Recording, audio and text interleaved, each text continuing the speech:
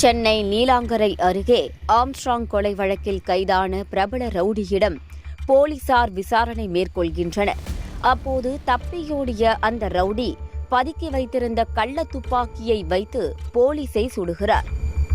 போலீசாரை நோக்கி 2 தோட்டாக்கள் பாய்கின்றன. அதே நேரத்தில் தற்காப்புக்காக 2 தோட்டாக்களை சுடுகிறார் போலீஸ் அதிகாரி ஒருவர். இதில் ஒரு தோட்டா மார்பையும் மற்றொரு தோட்டா மேல் வயிற்று பகுதியிலும் துளைக்க ரவுடியின் உயிர் பிரிகிறது. ஆம்ஸ்ட்ராங் கொலை வழக்கில் 2 மாதங்களாக தலைமறைவாகி இருந்த சிசிங் ராஜா இன்று காலை என்கவுண்டர் செய்யப்பட்ட போது நடந்தது இதுதான்.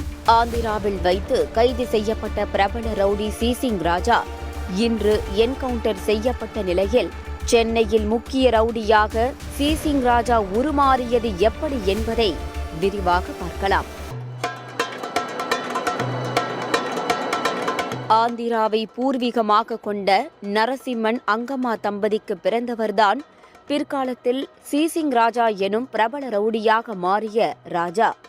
சென்னை கிழக்கு தாம்பரத்தில் வசித்து வந்த ராஜா 9ஆம் வகுப்பு வரை படித்துவிட்டு கராத்தே மேல் கொண்ட ஆர்வத்தில் அதில் அடிமுறைகளை முறையாக கற்றுள்ளார். தொடர் பயிற்சிகளுக்கு பிறகு கராத்தே மாஸ்டராக மாறியவர் துவக்கத்தில் நண்பர்களுக்காக அடிதடி போன்ற பிரச்சனைகளில் ஈடுபட்டுள்ளார். பின்னர் வாகன கடன் கொடுக்கும் தனியார் நிறுவனத்தில் வேலை பார்க்க துவங்கியுள்ளார் ராஜா.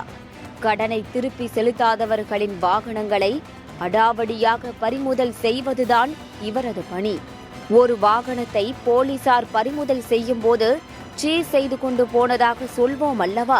அப்படி கடனை திருப்பி தராதவர்களின் வாகனங்களை இவர் பறிமுதல் செய்ததால் பெற்ற பெயர்தான் சிசிங் ராஜா. அப்போதே தாம்பரம் மார்க்கெட் பகுதியில் கோலோச்சிய பிரபல ரவுடியுடன் தொடர்பு ஏற்படுத்தி கொண்ட ராஜா மாமூல் வசூலிப்பது, ரியல் எஸ்டேட் கட்ட பஞ்சாயத்து செய்வது என ரவுடிகளின் சாம்ராஜ்யத்துக்குள்ளும் நுழைந்துள்ளார். இதன் நீட்சியாக ஆந்திராவில் நடந்த இரட்டை கொலை வழக்கில் முக்கிய நபராக அறியப்பட்டார் சிசிங் ராஜா. தொடர்ந்து முக்கிய ரவுடியாக உருவெடுத்த இவர் சென்னை மற்றும் ஆந்திராவில் கொலை செய்து கூலிப்படை தலைவனாகவும் மாறியுள்ளார். இதற்கிடையே போலீசாரின் நெருக்கடி காரணமாக ஆந்திராவில் இருக்கும் தனது மனைவி வீட்டில் பதுங்கியபடியே சென்னையில் பல்வேறு குற்ற செயல்களை அரங்கேற்றி வந்துள்ளார்.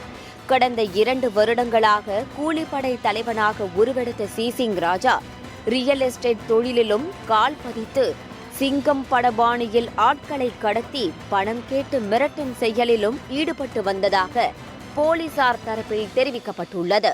இப்படியான சூழலில்தான் தமிழகத்தையே உலுக்கிய ஆம்ஸ்ட்ராங் கொலையிலும் இவருக்கு தொடர்பிருப்பதாக கூறி போலீசார் அவரை தேடி வந்தனர்.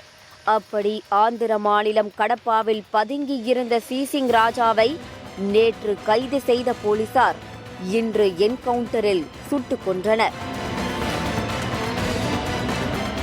ராஜா மீது 5 கொலை வழக்குகள், ஆட்கடத்தல் உட்பட 32க்கும் மேற்பட்ட வழக்குகள் நிலுவையில் இருக்கின்றன.